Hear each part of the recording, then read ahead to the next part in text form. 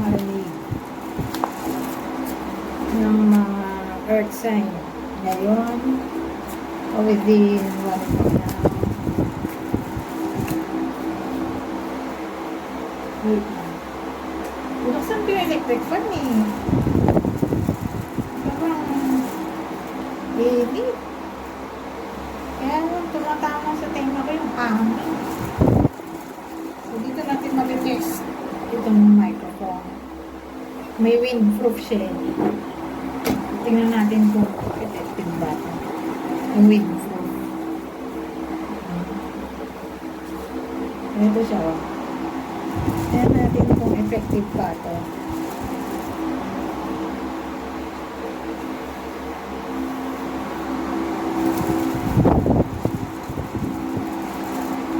Kung hindi maingay yung hangin sa microphone.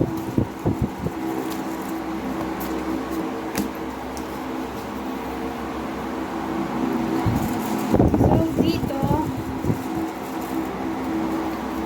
ano to? Hindi ko magets. Wala tayo ng iba. Sana hindi pa rin. Yung cards. IMG.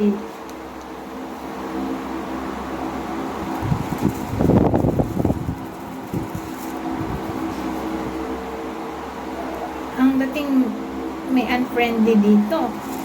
Pamilya.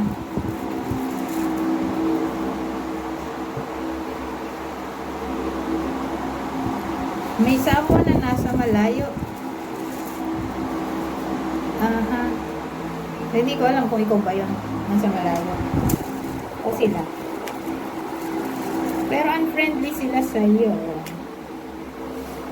Within 1 week from now.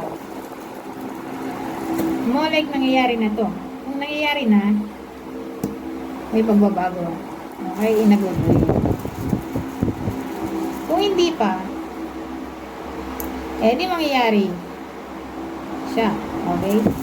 Pero don't worry dahil panandalian lang naman yun. So again, kapamilya,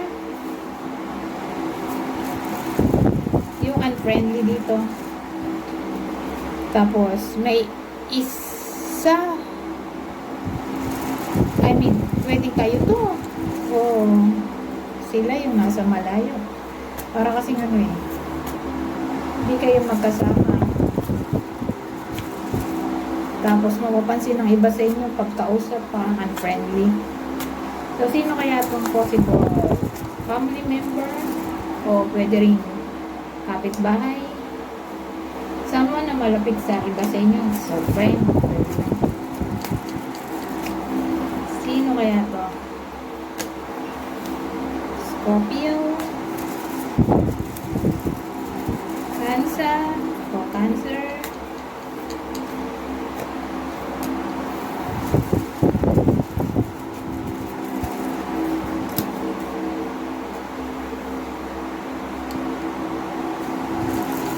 ano to? Eto maganda. Ayaw ko na i-clarify kasi alam ko na. Hindi ako nalito. More like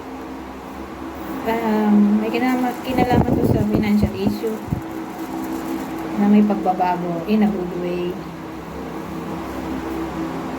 Applicable lang to sa nangyayari na para bang may financial issue nga. Pero dito may pagbabago, sabihin natin magkakapera.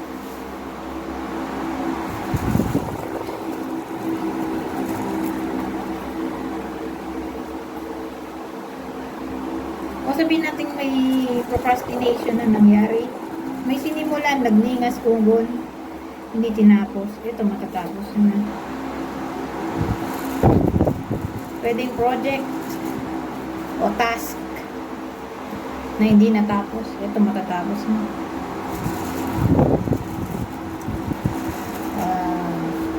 Nalugi.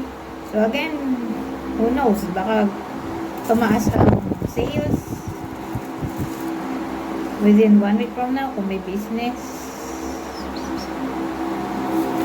Ano ba ibang tao dito, kundi kayo lang. So, mag-move on na tayo sa susunod. Ibang deck naman. Oh, travel, oh. May travel tayo dito.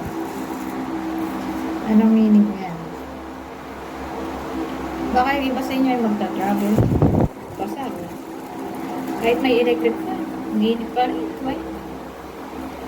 So, yung iba sa inyo, baka mag-travel.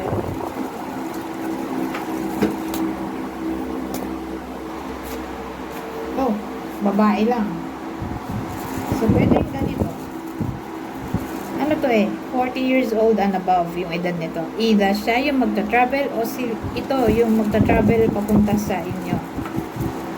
Pwede rin ganon. Okay? So, case to case basis. Ulitin ko. Yung babae, pwedeng kayo to. Kung babae kayo. 40 years old and above. Yung pwedeng mag-travel dito. Within 1 week from now, gagala siya. O regardless kung anong gender mo o gender, babae ka ba o lalaki.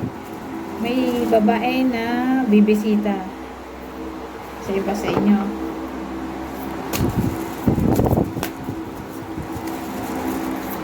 May babae tayo dito, bata pa. Ito, 39 years old and below. Nahanap na niya ang kanyang true love. Kung single.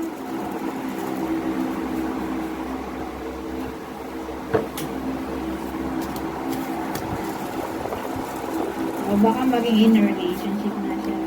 Within 1 week from now. Ito na, dating queen. Ay! OMG. Ano ba yun? Babae lang yung tatamaan ng reading na to. Kasi dating queen. Yung isa kasi courting man ba yun? So yun lalaki, courting man. Ito babae talaga. Ang dating, baka may manligaw sa kanya na in a relationship na, oh. Baka mapasok sa third party situation yung single na babae. Sa iba sa inyo, beware. Okay? Pero ito, true love daw. Sino to?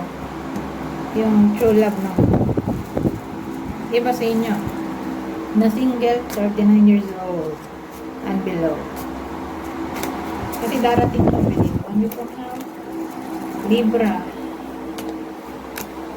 Aquarius. Ito. Sino yung mga single na babae na baka mapasok sa third party situation? Beware. Ito yung possible zodiac sign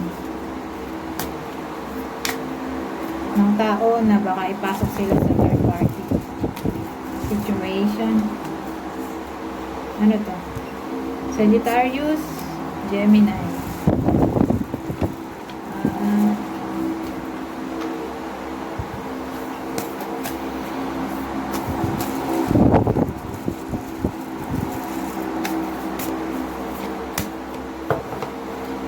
Ito maganda.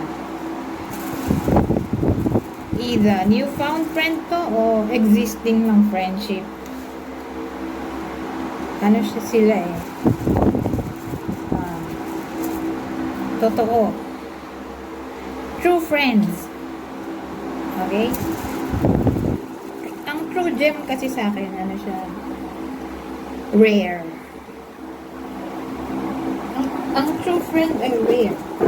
Okay? Kasi madalas nga fake, di ba? So, ito totoo.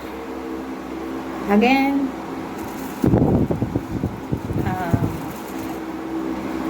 sino tong true friend? Either parating pa lang to, newfound friend, o totoo talaga. Existing na. Yung friend na to na totoo sa iba sa inyo. Sino yan? Gemini, Virgo. Anyways,